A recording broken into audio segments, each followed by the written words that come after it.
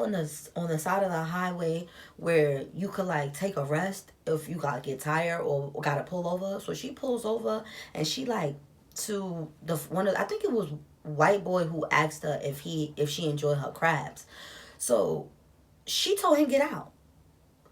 So we all looking at her like, girl, what you mean get out? We is on the highway. Cars going fast past us. And here I go. Watch too many Disney Channel shows. If he's getting out, I'm getting out too. Y'all gotta teach me.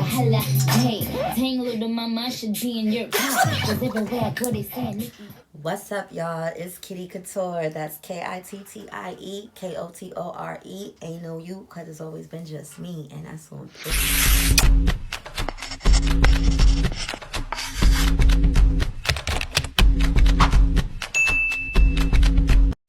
Hi, everybody. I know I was going for a couple days. Hopefully I'll get this video out as I'm like today, like the 4th February, because at 12 o'clock it's my birthday.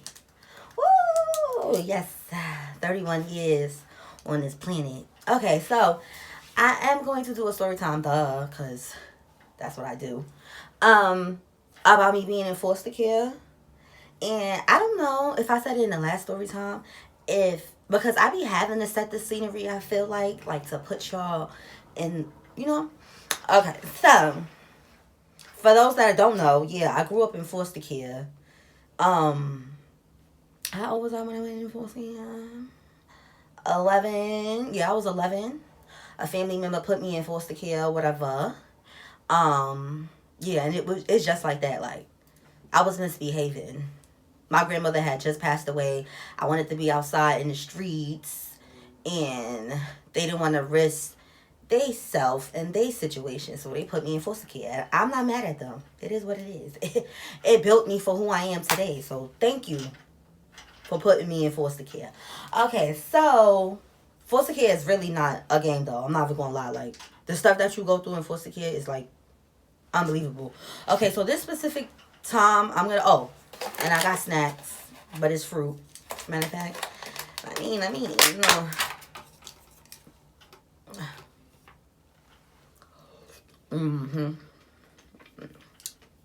Sweet. Okay. Okay, so yeah. I'm like only in foster care at this point, like, let me see. Not even a year yet. And this was my second foster home. So my first foster home, it's not too much to tell about my first foster home. It was like, I wasn't there for too long. One thing I did like about that foster mother was that she seen that I was bored and I looked lonely. So she literally asked me one day, like, you want a foster sister? And I was like, yeah, I want a foster sister. Like, I didn't grow up with no siblings around the same age as me. All my siblings, like, they big and they really don't give two craps about me, like they never really did. I'm the baby. You would think the baby is supposed to be cared by everybody in the family because they the baby, right? Nah, they probably wish I was never born. But anyways, so, okay. Where was I? Trauma. Woo! Am I going to be able to tell this story? I should be able to tell this story. Okay, so yeah. First foster home was cool. She asked me if I want the foster sister. If you watching this, foster sister, because I'm still cool with you, girl, shout out to you. You was the bestest. You was like the closest thing I've ever had to a sister, like living bunk bed. Like we slept on a bunk bed. Like we was lit. And come to find out, the foster home where this story that I'm about to tell y'all is the second foster home. After that foster home, I left. I ended up being foster sisters with her real biological sister. We became like roll dogs. Like, when I tell y'all, these sisters were so cool. And okay, so this is my second foster home. Is me, is my first foster sister's biological sister. We gonna name her Nana. Okay, so it's me, it's Nana. We got two foster brothers. They don't really need a name for real.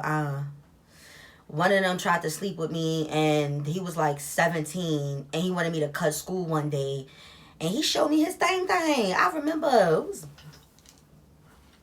I never seen one for real. Like, I mean, my brothers like ill, but you know that's grown up siblings. Y'all see each other private part, but like that was the first time I seen one. I was like, whoa. Yeah, he wanted me to cut school, and he was gonna take my virginity. Like I was a virgin. Like many years later down the line, my baby father ended up taking my virginity, my first love. Like shout out to you, you asshole. My bad. I'm talking with the chopsticks. I won't be doing that the whole video.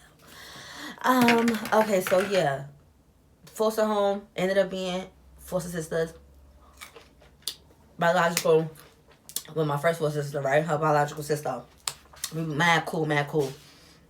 It's like 4 of us or 5 of us at the time in the foster home. Like I said, it's me, it's Nana, and we got 2 foster brothers. Like, oh yeah, that's what I was laughing at too. Like,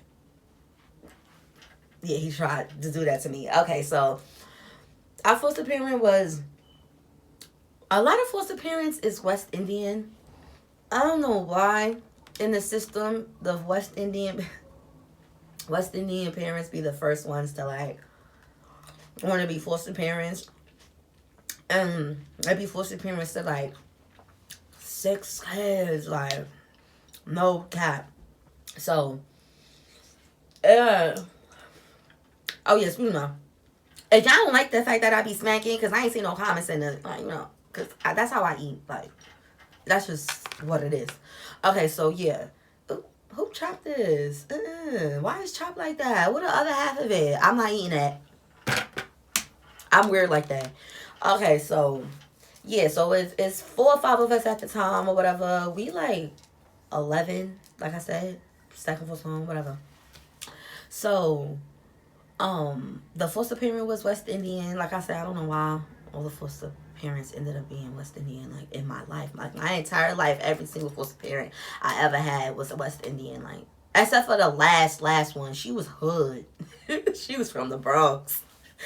Oh, she was just African American. She was just black like me. So yeah, so it's all of us or whatever. So this at this point, we probably was already living in the foster home for like, I don't know, 6-7 months. So we all grew to know each other. So this night, our foster mother, I guess she had got like our check, and she wanted to take us out. So we like, okay, cool, that's all right. We about to all get in her family van that she drove, and she took us out to like this restaurant that it was like a buffet or whatever, and they had seafood. She really liked seafood like a lot, and we kids, like, we didn't like the fact that, okay, so first of all, she kept a lock on the refrigerator, right? Which was very much so legal in foster care. You can keep a lock on the refrigerator. When she used to go to work, she would put out everybody bowl of cereal. I'll never forget. It was either Captain Crunch or Cookie Crisp. And it's crazy because it's crazy that I could still eat those cereals and they're attached to such a traumatic time. Like, cabinets locked, refrigerator locked, especially when she not in the house. You know what I'm saying? She giving you portions as the hours go on, whatever. If she feel like we deserve a snack, then she'll unlock the cabinet and give us a snack. So when she said she taking us out, we hyped, like, yeah. So we get in the car, like her van, like I said. We at the restaurant, whatever. We all sitting around this table and we got our menus open. And like I said, she liked seafood. So our oldest foster brother asked her, oh, what you getting? What you getting? About, and then called her by her name. Okay, so we gonna call her Frankie. We gonna call her Frankie. So the older foster brother like, oh, what you ordering, Frankie? What you ordering, Frankie? So she like, oh, I think I'm gonna have the crabs. So our foster brother, we all looked at each other because he made it obvious. Like, when she said that, he didn't say like, oh, okay. He paused and looked all around us and did that stupid like, Like he was about to laugh, and we all started laughing. And I think the other foster brother, we gonna name him White Boy. White Boy was like, "Oh, I bet you will have the crabs. I bet you will have the crabs," because she used to scratch. Like she was scratchy. Like she used to sit in her bed with her legs wide open and just be like, "Kutch, kutch, kutch, kutch, kutch." It sounded like she was in there eating apples. Like, and sometimes me and Nana, we used to be sitting at the living room, in the living room sofa, and her doors were like these sliding doors, and sometimes she would keep them open, sometimes she would just like lock herself in the room and we couldn't go in there. And we sitting on the couch, and sometimes we would see her like doing that, and we would sit there and just like be staring at her because we never seen somebody scratch so hard. Like, so we all had a little inside joke, like she had crabs. Don't get me like, why is little kids talking about somebody having crabs? It's like we in foster care, it's hood, it's ghetto, anything is possible at that point. So we had a little inside joke. So fast forward, we at the restaurant. White boy say, "Yeah, I bet you is gonna have them crabs." So we all bust out laughing even more, and she really did not find that funny at all. So she kind of had an attitude for the remaining of dinner, and we all ate. You know, it went by so fast. I'm not even gonna lie. I don't even remember half the conversation we had during dinner because after that situation happened with the whole crap, it was awkward after that. So we hurry up, we finish, we all get back in the van, and we driving back to the house. And one of our foster brothers asked, "Did you enjoy your crabs, Frankie?" I don't know if that's what I named her. You enjoyed your crabs, Frankie? So she like, "Oh, you're trying to be funny. You're trying to be funny." So we all start laughing. So she gets on the side of the highway where you could like take a rest if you gotta get tired or gotta pull over. So she pulls over, and she like, to the one of, I think it was White Boy who asked her if she enjoyed her crabs. So she told him get out. So we all looking at her like, "Girl, what you mean get out? We is on the highway. Cars going fast past us." And here I go. Watch too many Disney Channel shows.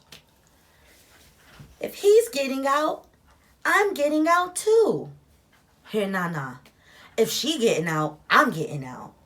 So the oldest foster brother, he had to follow suit. It was only right. He the one who really started it because he asked her what was she about to order. So it's his fault. Now it's all four of us. We all four get out, and we walking on the side of the highway. Frankie pulls off. Skirt, leaves us all. We walking, and we go off to the nearest exit. Thank goodness we was already like close to home. So we walking. We get to somewhere that is like civilians, like it's storefronts, it's people. This is how you know this was so long ago. The street telephones was still a thing. Y'all kids, if you young, you probably don't even know what it is to really pick up that phone and put a quarter in it. And when it don't work, you get to do the thing and the quarter come back out sometimes. So we all together, we crossed this street. I remember, I'll never forget. We underneath the train station. This is Queens.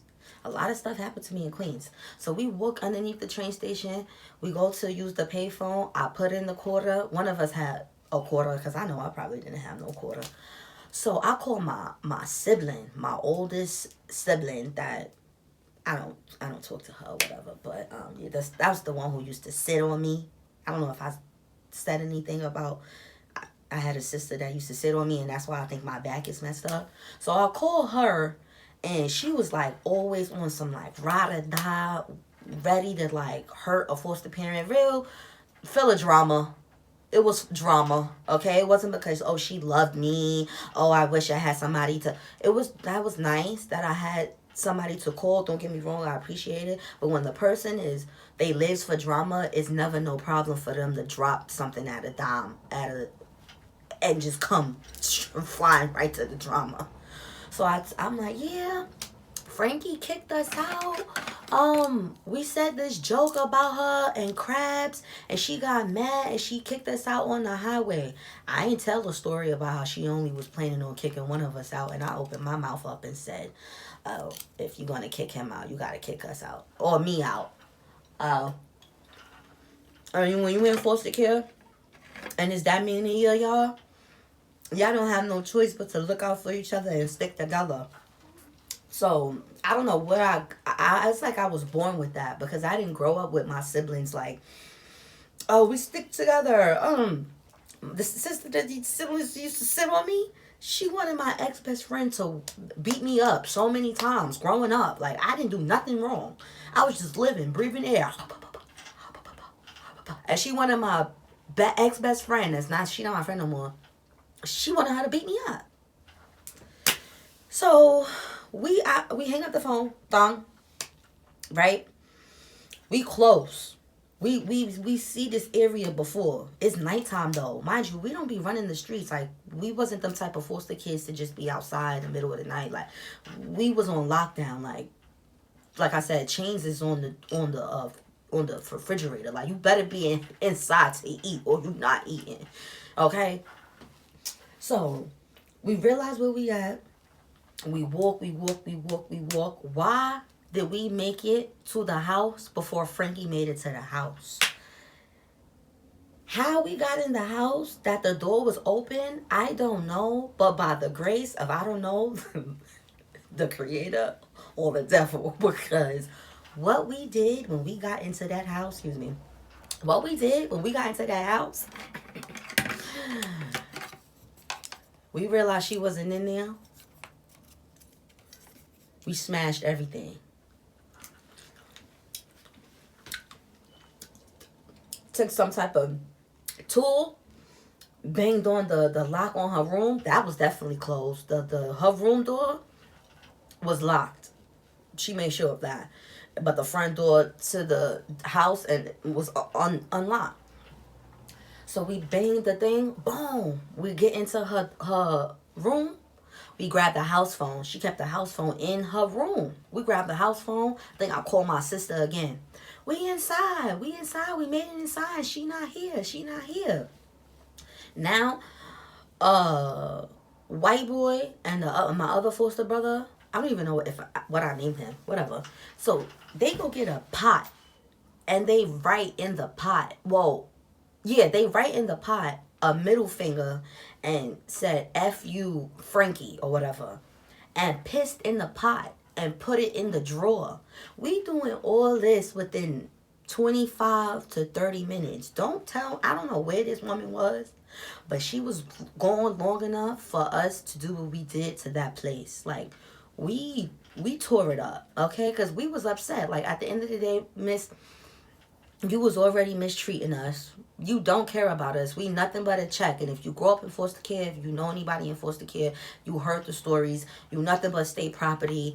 And yeah, you nothing but a check at the end of the day. Once that check stop or whatever, you kind of like not going to be cared for anymore. Like, and I grew up in foster care. Like I aged out at 21. So we get to do what we do.